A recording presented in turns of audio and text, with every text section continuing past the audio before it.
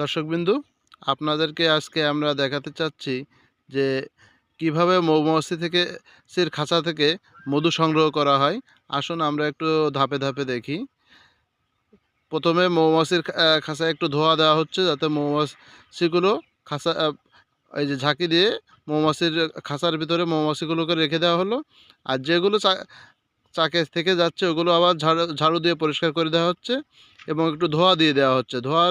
দেওয়ার অর্থ যে মৌমাছিগুলো ধোঁয়া থেকে একটু দূরে চলে যায়।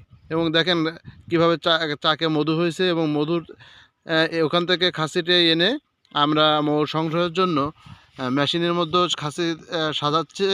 এটা সাজানোর পরে এটা দেখেন ধাপে ধাপে এটা ঘূর্ণায়ন করা হবে।